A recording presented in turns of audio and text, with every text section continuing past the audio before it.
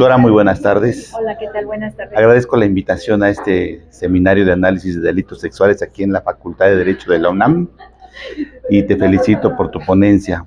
Gracias por haber acudido. La verdad que agradezco también la invitación que me hizo el maestro Carlos Daza, el director del Colegio de Derecho Penal de aquí de la Facultad de Derecho.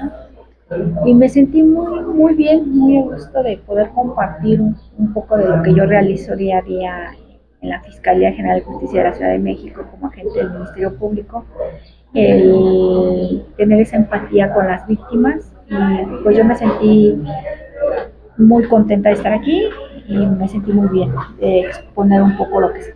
Das clase y tu encomienda dentro de la jurisdicción es específicamente ¿en dónde? Bueno, yo estoy en la Fiscalía General de Justicia de la Ciudad de México, específicamente en la Fiscalía de Acusación y Enjuiciamiento Oriente, ahí a un costado del Reclusorio Oriente, en donde pues abarcamos delitos que están en esa jurisdicción, la zona oriente, pero también delitos con perspectiva de género, como son todos los sexuales, los de secuestro, homicidios, trata de personas, son los delitos que ahí se ven en esa fiscalía. La mayoría son con perspectiva de género. Vi tu ponencia y me llamó la atención esa parte delicada que destacabas de poder distinguir cuando una víctima es real y cuando es falsa. ¿Cómo le haces? ¿Cuál es tu método o a qué adversidades te enfrentas? Principalmente es la observación y la práctica que ya tienes a través de tantos años de estar conviviendo día con día con víctimas. Entonces, ellas al momento en que empiezan a mencionar cómo sucedieron los hechos, la forma en cómo los están relacionando con su vida, o la tranquilidad o la incertidumbre que sienten, desde ahí empiezas a sacar parámetros de que esto es, en esto ya te contradijiste, en esto es correcto, o sea, como que empiezas a valorarlo y poco a poco te vas dando cuenta a través de la entrevista que tienes con ella, no precisamente de los hechos, pero sino de su entorno, del proceso y de su entorno, de su vida diaria, es cuando te empiezas a dar cuenta por las diversas contradicciones que ellas mismas dicen. Entonces ahí es donde te empiezas a dar cuenta que hay algo que no está bien, y luego sobre todo la exigencia que luego tienen. Hay quienes son víctimas, pero ya después se vuelven inquisidoras. O sea, ya lo que quieren es una venganza, ya no quieren nada más justicia, y entonces ahí es cuando tienes que hacerles ver que el sistema de justicia penal no es eso. El sistema de justicia penal es solamente aplicar la ley con base a lo que se realizó por parte del sujeto activo, que es el agresor, y que eso tiene una consecuencia. Pero ella tiene otro tipo de protección que no sería precisamente el que se vengue de esa persona. Escuché que dijiste que el juez puede asesorar a la víctima. Es correcto. ¿De qué manera lo hace? Mira, de hecho, cuando empieza la audiencia, una de sus obligaciones es preguntarle si el asesor jurídico le explicó sus derechos. Entonces, él puede decir no. Entonces le va a decir, asesor, explíquese.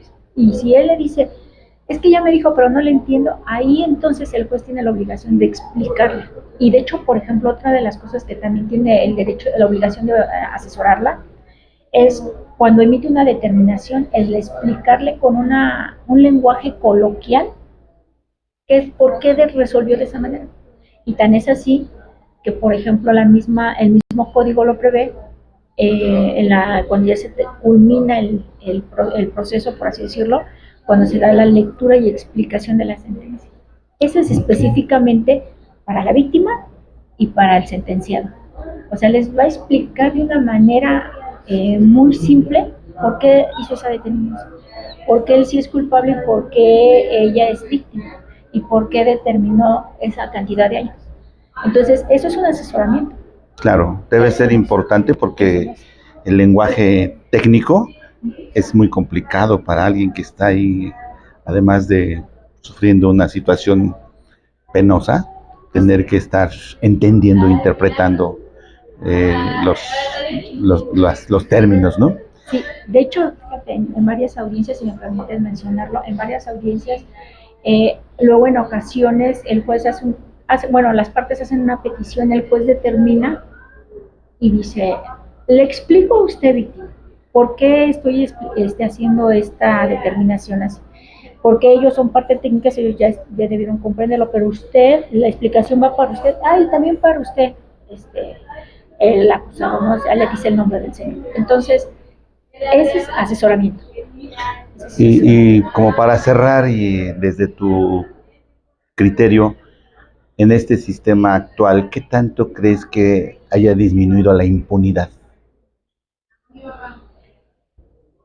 Pues considero que sí ha disminuido porque hay cosas que ya son más transparentes.